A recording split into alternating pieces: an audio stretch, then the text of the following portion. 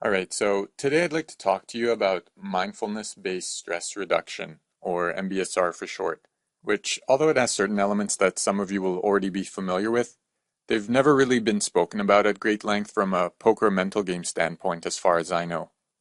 And actually, when I first began learning about MBSR, it really had nothing to do with poker at all. I originally got interested in it while searching for a way to decrease my stress levels away from the table, while also trying to increase my overall sense of happiness and fulfillment in a bunch of different areas of my life. Because having battled with depression for most of my life, this often felt like a goal that was too abstract to even strive for, really, and most likely one that would be too difficult to accomplish. But fortunately, after 15 years of failed attempts, I happened to totally at random stumble on a talk by a man named John Kabat-Zinn that honestly changed my life. In fact, the MBSR program made such an impact on me that it became one of the key components of my counseling practice, and is usually the very first thing I focus on when working with new clients, since I really haven't found anything else that can make as much of an impact in as short of a period of time across so many different problems with so many different people. So, as I was practicing MBSR and began to observe the benefits that the program was having in my own life, as well as the lives of those around me, I decided to modify it and incorporate it into my poker game, where I'd long since struggled with weak mental tilt and weak emotional control. So, after a number of alterations and adjustments to the program, I was eventually able to create an MBSR-like program that completely changed the way I played the game, which I then nicknamed Mindfulness-Based Poker Stress Reduction, or MBPSR for short. So my goal for today then is to briefly describe the basic tenets of MBSR, and then to present the ways in which I've incorporated them into my daily poker grind in order to increase my mental and emotional control, while also decreasing the frequency and severity of my tilts. But before I get into that, let's spend a quick second getting ourselves anchored into the present moment by turning the spotlight of our attention inwardly and observing the workings of our own bodies in order to gain insight into our current mental and emotional state and to introduce us to some of the ideas that I'll be talking about later on. I'd like you to start by lowering your gaze or even closing your eyes if that feels comfortable, so as to minimize visual distractions. Now, I'd like you to turn your attention to the sensations of your face. Specifically, pay attention to your forehead or brow area. Does it feel relaxed and unstrained, or is it scrunched up into a tight little mass of stress? Next, move your attention down to your jaw. Can you note any sensations here? Does it feel clenched, or are you gritting or even grinding your teeth? If you gently massage the sides of your jawbone right below where your earlobes are, do you feel tenderness or even pain? And what about your chest or your diaphragm or the area we commonly think of as the heart? Do you feel them expanding fully and completely with each breath you take, or do you find them feeling more tight and constricted? Finally, move your attention down to your stomach and note, does it feel comfortable and at ease, or can you locate some tension here too?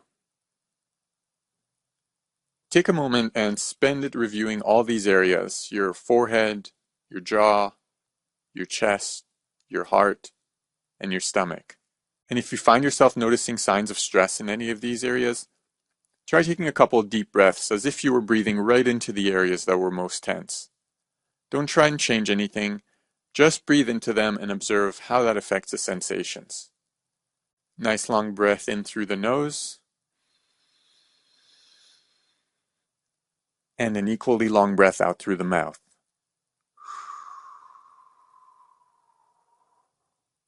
In through the nose, and out through the mouth.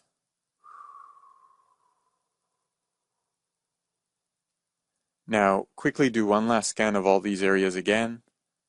Forehead, jaw, chest, heart, and stomach. And see if you can detect any improvement from the first scan, even if it's only slight. So, the reason we focus in on those parts of ourselves specifically is because they're kind of like the universal epicenters for stress and tension. Pretty much the signposts for negative emotions in the human body. So I'll talk a little bit more about that in a minute, but first let me take a quick moment to introduce the basics of mindfulness-based stress reduction for those who may not be familiar with it already. But since we could easily fill an entire separate video pack with MBSR program and its varied uses and methods of implementation, I'll do my best to give you a very succinct rundown of its tenets and then move on to how I've utilized and adapted the program to improve my mental game at the poker table. So MBSR was originally developed at the University of Massachusetts Medical Center in 1979 by a molecular biologist named Dr. John Kabat-Zinn, and he did so as a way to help treat chronic pain patients and patients suffering from anxiety, from stress, and from depression that had proven resistant to other medical interventions. So now, nearly 35 years later, the UMass program has gained international recognition, and the MBSR program itself has been implemented in over 250 medical centers in the US alone and countless others worldwide. So simply stated, mindfulness-based stress reduction is a specific set of practices intended to help us become more present in our day-to-day and moment-to-moment life by teaching us how to get past the mental fog that we so often find ourselves in. And if you're not sure what I mean by mental fog, ask yourself whether you've ever been behind the wheel of a car and suddenly realized you hadn't really been paying attention since you started driving and had instead just been functioning on autopilot. Or whether you've ever found yourself still angry about a bad poker session hours or even days after it was over. Or whether you've ever tried watching a training video like this one only to give up after watching the same section 3 times over without actually ever hearing a single word. Because I think it's pretty safe to say that we all experience some of those moments and plenty others like them on a pretty relatively consistent basis. So MBSR, for its part, contends that rather than experiencing these situations every once in a while, we actually spend most of our days and pretty much the majority of our lives trapped inside one long string of them. So the key then, according to MBSR, is to emerge from this mindless state by learning to experience the present moment as a desirable moment in and of itself. So if that's the case, how do we go about achieving this seemingly lofty goal? Well, I think according to MBSR, the answer to that is quite simple actually. Mindful meditation. Now, if you're anything like me, the idea of meditation in its most commonly known form, the clearing your mind / not thinking anything BS we see in the movies and on TV, seems like a total and utter impossibility. And I think in my opinion, the reason that's the case is that it pretty much is. I mean, the vast majority of us can't make it through 3 full deep breaths without 1 or even a dozen thoughts racing through our minds. And if you don't believe me, go ahead and try it. Take 3 full deep inhalations and 3 equally large exhalations and see how far you make it before you catch yourself thinking something like, damn, I'm hungry, or this is dumb, or God, I can't believe how hard I spewed last session. I know that the few times I attempted to meditate in the traditional sense prior to finding MBSR, it literally wouldn't take me more than 5 minutes before I was frustrated as all hell and thinking that it was never going to work. But the reality of it is that that's actually not at all how meditation is intended to be practiced, at least not the MBSR version. In fact, mindful meditation is sort of the exact opposite of that. Rather than trying to push every thought out of our heads, which again is all but impossible, our objective here is to develop more awareness of what's actually going on in our mind and body. We don't work with any mantras, we don't work with any visualizations. All we attempt to do is bring concentrated effort to focusing our attention on the present moment. Sometimes we do this by focusing on our breath. Other times we may observe our thoughts and emotions as they whirl inside us. And other times still we venture outside of ourselves and use our 5 senses to anchor us to the present moment. For example, what sounds can I hear right now? How does my body feel? How does the ground beneath my feet feel? No resistance to what already is, no concern for what will be, only a continuous and relentless observation of the changing nature of our mind and body. Because I think so often the anxiety or fear or procrastination or debilitation that we feel comes as a direct result of focusing our attention on the future, which we can't control, or the past, which we can't change. And in doing so, we forget to just be in this moment, right here and right now. Because the reality of it, of course, is that this moment is the only moment we ever get. All those other moments are just mindful constructs of something that already was, or something that may or may not be in the future. Or to quote Chuck Palahniuk, this is your life, and it's ending 1 minute at a time. So the goal then is to break each activity down to its fundamental elements and experience it in its entirety. To be right there in the moment, within the moment. To appreciate the act of being within the act of doing. But how does this help us improve our poker game? Well, before I can answer that, let me quickly tell you about my own poker mindset history. Perhaps you can find something in it that you can relate to. Basically, shortly after I started playing poker as my primary source of income, I let variance and financial pressures sweep me into a very poor state of mind, and unfortunately I ended up spending probably a good solid year or so trapped in a constant state of permatilt and pretty much making every mistake in the book. I kicked and screamed, I swore, I threw things, I spent each losing day questioning my abilities, and then second guessing every single life decision I'd ever made that led me to that point. It got to a point where I felt like my entire life was spent fighting a losing battle against unhealthy emotional responses that no matter how hard I tried, no matter how many books I read, or how hard I tried to intellectualize variance, I simply couldn't stop myself from letting my emotions control my poker experience. Even as my graph climbed higher and higher, I would still be complaining about how poorly I was running. I remember actually one day in particular when it kind of all came to a head. I had my laptop hooked up to the TV and was sitting there one evening after a particularly brutal cash game session looking over my graph, which actually in hindsight showed pretty reasonable stats and a solid profit incline, but all I could see was that small downward tick at the end. So there I was zooming in and out, looking at every single graph from every single angle over and over again. Some of you may be familiar with the feeling. Just sitting there really soaking in the pain of the session, feeling nothing but anger and self-pity until finally I let out a huge sigh, mumble to myself, "Why do I run so bad?" Suddenly, my amazing wife, who unbeknownst to me was sitting across the room watching me torture myself yet again, walked over to the TV and, with a finger trailing along my entire profit line, looked at me with kindness and said, "Babe, this is not running bad." She stopped there for a minute, I remember, to let that sink in, before really summing it all up very nicely. "You gotta get out of your head. You just had a bad day." Of course, as soon as she said it, I felt this overwhelming sense of self-awareness. Here I was, a supposed professional, basically getting mental schooled by an itty-bitty girl who could barely differentiate between a straight and a flush. And the worst part was that she was totally right. I mean, of course she was right, right? I remember feeling a lot of shame in that moment. I remember thinking, what was wrong with me? Why couldn't I get my act together after more than a decade of playing the game? What would people think of me if they knew how big of a mental fish I was? But these questions weren't new to me. These chronic self-defeating thoughts haunted me session after session, day after day. It honestly sometimes felt like my entire existence was spent on a pot-to-pot basis, each hand threatening to derail the entire ride and send me spiraling down a hole that would take twice the amount of energy to claw out of as the one before. I remember feeling really, really embarrassed in that moment. And I mean, part of me still does. Even today, I still find this hard to talk about. Even as I sit here recording this, my mind is screaming out for me to delete the entire thing and never let anyone know how weak I'd been. But then, that's kind of the whole point, isn't it?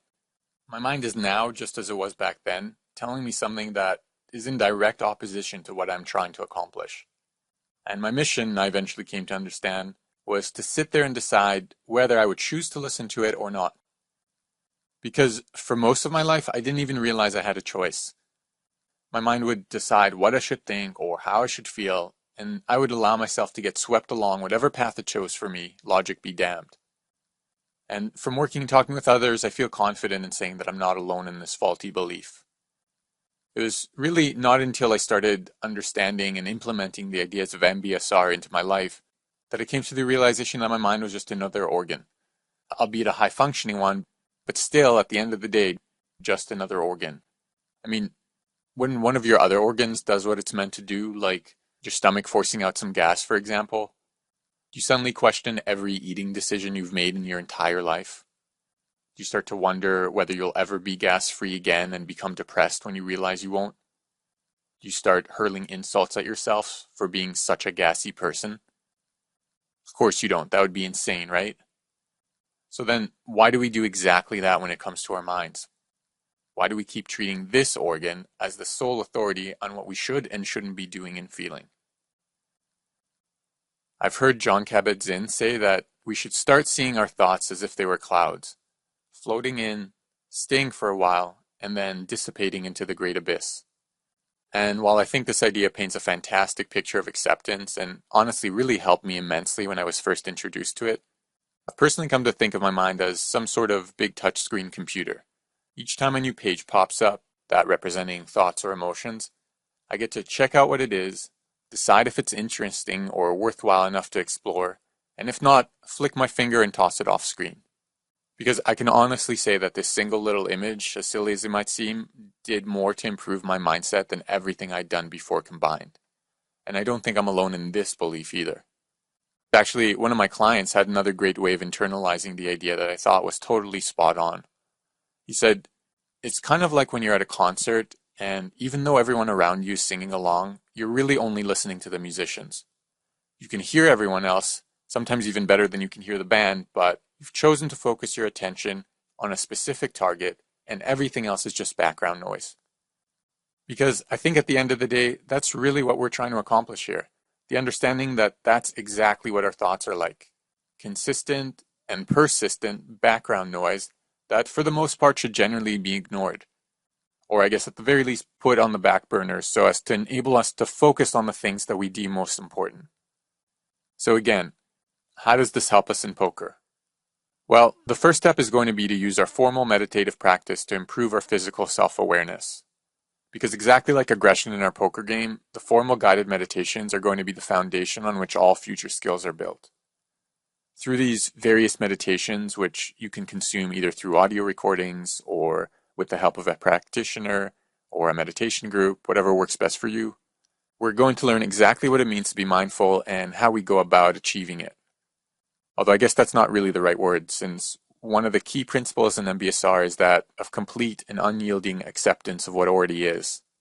So kind of in contrast to some other forms of meditative practices who see themselves as a vehicle to relaxation or enlightenment, MBSR stresses that we should never actually be setting out with the intention of changing or even improving anything, not even to feel more relaxed or to meditate properly, whatever that means. All we're doing, or I guess all we should be doing, is becoming adept at observing. That's it. Compassionate, non-judgmental observation. Nothing more and nothing less. For me personally, this was an absolute revelation when it came to poker. The understanding that rather than trying to force myself to not feel tilted, as if that ever worked, the idea was simply to be present and observe what being tilted actually meant in this moment. And the great thing is that through the meditative practice, I quickly realized that I actually possessed a sort of built-in tilt compass, as I came to call it. Because what meditation helped me do is become incredibly aware of the specific bodily sensations that indicated a shift in my mindset, those being the emotional signposts that I mentioned at the beginning of the video. And even better than that, I soon learned that once I fully committed to the practice, the process of awakening to these signposts in real time took almost no time at all. In fact, my clients and friends and family that I've introduced to the program have pretty much all reported that even by their second or third session, they'd already began experiencing a distinct and noticeable awareness of their physical responses to emotional stimuli instantly as they occurred. And so just imagine how useful that's going to be for a poker game. I mean, I can't speak for everyone else, but I know that for me personally, no matter how hard I tried, I never seemed able to detect tilt in myself until I was already tilted, I guess. And although that definitely didn't mean it was too late to minimize its effects, it was clearly more beneficial to my bottom line to identify the very earliest signs of mental weakness and to begin employing my strategy for negating it then rather than waiting until I was well within its grasp. So now when I'm sitting at the table, I'll suddenly notice to myself, oh, my jaw just started clenching, or there goes my stomach tensing up again. And from there, once I'm quote unquote awake, all I have to do is move the spotlight of attention from my body to my thoughts, and I can instantly locate the source of the emotion.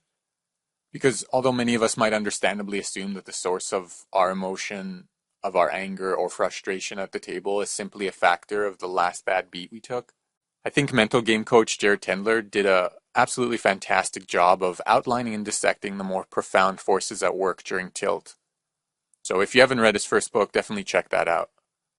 So once I was able to become aware of my destructive emotions immediately as they occurred, I would immediately turn my attention to my thoughts, locate the source of the negativity, which for me personally always seemed to revolve around self-criticism following poor play, or as Jared calls it, mistake tilt, and then utilize my revamped way of relating to my thoughts, be it as the audience members at a concert, pages on a touchscreen computer, or whatever image you come up with that you can connect to most. And basically just swipe them away, sending the related emotions away right along with them.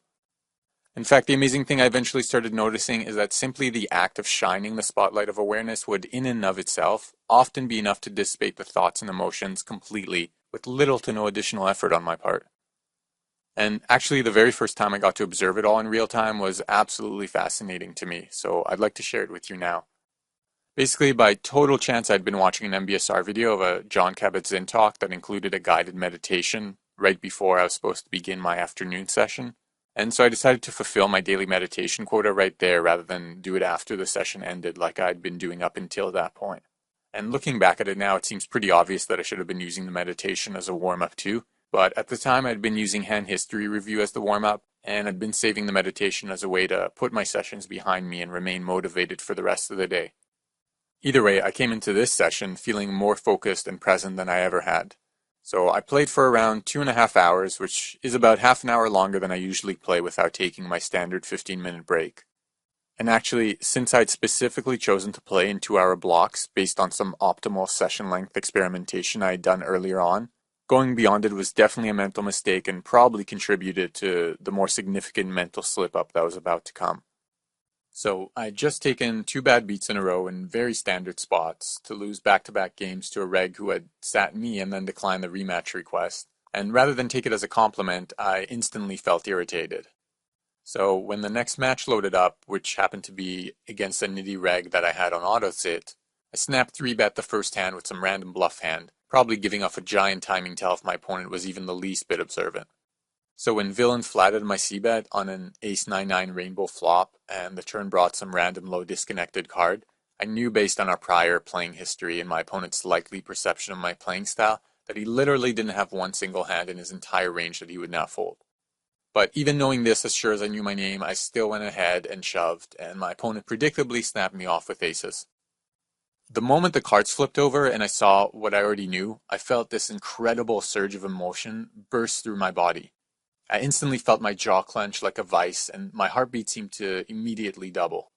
Thankfully, these sensations triggered my mindfulness, most likely due to having done the meditation right before the session, so rather than getting swept away by the tilt like I usually would, I got to observe it from kind of a safe distance for the very first time in my life. So as my blood continued to surge through my body, it seemed to ignite every single one of the signposts I mentioned earlier, one after another in quick succession. Remembering my MBSR practice, I quickly moved my attention from my physical state to my mental one, and was met by a barrage of self-criticism and self-doubt. I wasn't so much surprised by the fact that I was having these types of thoughts, since I was pretty used to it by then, but more so by the intensity and forcefulness with which they came. Even within that moment, I can remember already being cognizant of how unhealthy it must be for my mental being if this was the kind of automatic script that I had playing on a loop whenever I got tilted. So as I continued observing my mental and physical processes, again, not trying to stop or change anything, only paying close attention to every fluctuation like an interested observer, I heard myself think something along the lines of, God, I should just quit this game and go spend the rest of my life alone in the woods. So as the statement echoed inside my head, my observing mind responded with a sarcastic, yeah, that's totally not an overreaction at all. Suddenly, I experienced this kind of moment of sort of inner silence, for lack of a better word, and then seemingly out of nowhere, I just burst out laughing. Like literally just rolling on the ground, really killing myself laughing. I mean, I can only imagine just how insane I seemed in that moment, going from a fit of rage to curious detachment to hysterical laughter, all within the span of what was probably like 2 to 3 second tops. I mean, honestly, I must have looked like a literal crazy person. Even as someone who had experienced similar moments of awareness in other areas of my life through meditation, this particular experience of observing and even commentating on my completely ridiculous mental processes under such emotionally charged conditions gave me this incredible aha moment where probably for the first time ever I truly and undeniably understood what Jon Kabat-Zinn meant when he said, "When you see and feel sensations you are experiencing as sensations, pure and simple, you may see that these thoughts about the sensations are useless to you at that moment, and that they can actually make things worse than they need to be. So, shortly after this session, armed with this new insight, and once I'd spent some time reflecting on the experience and realized just how powerful and transformative the MBSR program could be for my game, I turned my attention to developing a comprehensive mindfulness-based poker stress reduction program for myself.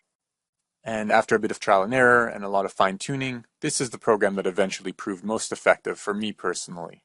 So let's review that now. So the very first thing I do is I start off by doing a formal guided meditation immediately before I begin my session, just like I did on that first day. I personally prefer the body scan meditation, which is a meditation that asks you to slowly move your attention from your toes all the way to your head, one body part at a time. Pretty similar to the scan that we did at the beginning of the video. Because I've personally found that this specific exercise really lets me get into my body and become as mindful of its small fluctuations as is possible, which I find really prepares me for noticing even the very earliest signals of tilt or weak mental focus. We won't do the full scan now as it's one of the lengthier meditations, but it will be included in my upcoming MBSR MP3 pack. Next, once the body scan is over, I go right into the grind and work diligently at remaining mindful for the duration of the session, taking momentary pauses to return to my emotional baseline through mindful breathing, as well as quick scans of my emotional signposts whenever my body tells me it would be beneficial for me to do so. Then, when my session is over, I go straight into the 3-minute breathing space meditation, which I'll discuss in a moment, and from that I move right into an informal meditation practice, which is an MBSR practice of undertaking a generally autopiloted everyday activity with renewed focus and awareness. I personally prefer something that takes a little longer, like washing the dishes or taking a shower, so I can really get back into the present moment and let go of the emotional and mental charge of the session. But if I'm pressed for time, even something as quick as mindfully brushing my teeth or washing my hands and face can have a really significant impact. And to clarify, during the informal practice activity, all we're trying to do is to stay completely present and awake, meaning not to get lost in the endless chatter that constantly plays out in the back of our minds. So if I'm brushing my teeth, for example, I give every aspect of the process my undivided attention. First, I observe my hand taking the toothbrush out of the cupboard. Then I note the sensations on my fingers when I squeeze the toothpaste tube. I feel the sensations of the bristles against my gums. I notice how the toothpaste tastes on my tongue. I listen to all the different sounds as I rinse my mouth out. And finally, I note the sensations on my face as I dry it off with a towel. And if at any point during that process, I find my mind wandering back to the session I just played, or to what I want to eat for dinner, or to some random memory that was triggered by a picture I saw on the wall on the way to the bathroom, all I do is acknowledge where my mind wandered to, once again as a compassionate and non-judgmental observer, and then either let it pass through and dissipate if I can, or if I'm finding it exceedingly difficult to disengage from it, I gently guide my focus to my breath and use it to ground myself back in the present moment, either by actively observing the sensations of my stomach expanding and contracting, or by feeling the air moving in and out of my mouth and nose. And finally, once I've completely released my attachment to the session, but while it's still fresh in my mind, I commit at least 15 to 20 minutes to reviewing hands that I marked off during play, because I've personally found that doing my review at this point really allows me to analyze my mistakes with a level of objectivity and clarity that in the past would normally have taken me much, much longer to reach, which is why I was generally doing my hand history review the following day. And then sometimes if I had a particularly rough day, I might end my review with another 3-minute breathing space meditation, at which point I can pretty much always let any remaining negativity drift away and go about the rest of my day unaffected. Because I've personally found that by stuffing my sessions into this cozy bubble of mindfulness, my emotional control during the grind has absolutely shot through the roof. And even on the days that are a little tougher, spending the time immediately following each session observing my thoughts and emotions has literally eliminated my ability to care about the results beyond those short moments. And really, that's all there is to it. It doesn't sound overly complicated or exceptionally difficult, right? Of course, this is obviously all much simpler in theory than it is in practice, since for most people, the most difficult part is undoubtedly maintaining the relentless commitment to the program that you need, even through the times where your mind seems to be doing everything in its power to deter you from doing so. And trust me, it will do that constantly, time and time again. But much like putting in volume at the table on days you may not completely feel up for it, or watching training videos when you'd rather be playing, it's all about committing to a decision you know will improve your long-term expectation. Okay, so now that we've completed a rough exploration of the mindfulness-based stress reduction and mindfulness-based poker stress reduction programs, and I'd like to reiterate that this is, in fact, a very, very rough exploration. Let's move away from intellectualizing it all and instead shift our attention and close out this video, and actually I guess this video pack, with a 3-minute breathing space meditation to see if we can get a slightly better sense of what mindfulness is all about. But actually, before we do that, since we've reached the end of this pack now, I'd like to take a quick second to thank you all for purchasing it and letting me share some of my journey with you. I truly hope that you found some value in it, be it in poker or otherwise. And I'd also like to say that although I'm not a very enthusiastic self-promoter, knowing from personal experience just how difficult maintaining a sustained dedication to the MBSR program can be, I would truly be honored to accompany you on your own journey and help you create an MBPSR program that's going to be well suited for you personally. So if you're interested in that, here's my contact information and rates for that, as well as my regular one-on-one poker coaching. So now that that's out of the way, let's turn our attention to my very favorite meditation of them all, the 3-minute breathing space. So in mindfulness training, the 3-minute breathing space is taught as a practical tool to manage stress, to feel more centered, and by coming off of autopilot, to be more in control of our responses. And for me, this meditation has become a fantastic instrument in all areas of my life, not just in poker. So if you sometimes feel emotionally overstimulated in any situation, if you suffer from any form of depression, if you have a bad temper, if you feel unmotivated, struggle with attention deficit disorder, anything really, the 3-minute breathing space is an incredible way to get in touch with the root of what you are feeling, and it also allows you to either explore it in a focused and productive manner, or decrease your emotional attachment to it and refocus your attention, depending on what you're trying to accomplish in that moment. And when it came to poker itself, using the 3-minute breathing space in between heads-up matches or during tournament breaks really revolutionized the way I experienced my sessions and allowed me to remain emotionally detached in that healthy manner that so many grinders talk about, but so very few of the ones that I've personally interacted with seemed able to do. But I mean, you don't have to take my word for it. If you're interested, just queue up this recording the next time you play a session, and if at any point you feel yourself straying too far from your emotional baseline, hit the play button and evaluate how you feel 180 seconds later. Because the proof, as they say, is in the pudding. So with that said, let's get underway with our 3-minute breathing space meditation.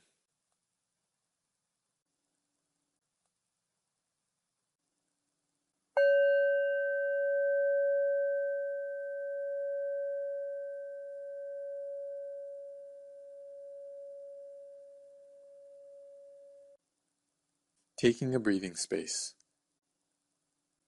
Start by making a distinct change in your posture so it embodies a feeling of being awake. Perhaps lower your gaze or even close your eyes if that feels comfortable. Now begin the first step by seeing what's in your mind and body right now. What's the weather pattern like inside? What thoughts are present? What feelings are around? What sensations can you notice from both inside and outside the body? Not trying to change anything, but just being open to what's already there.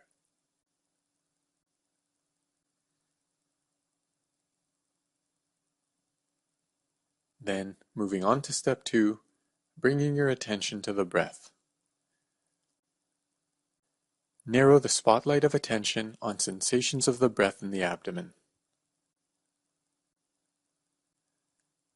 Tune into the changing physical sensation of the in-breath for its full duration and the out-breath for its full duration. And if at any point the mind wanders, simply note where it went and gently escort it back to the breath. Using these moments to practice now.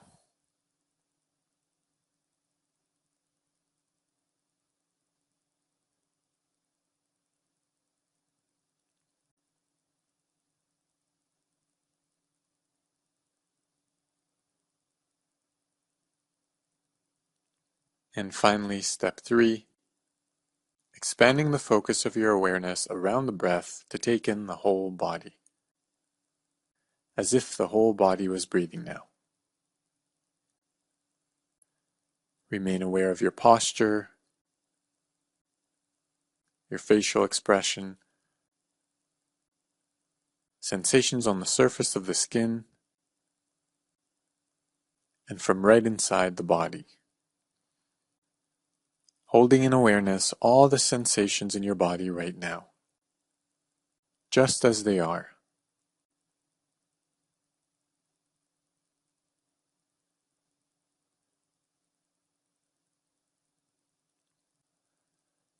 Coming home to the body.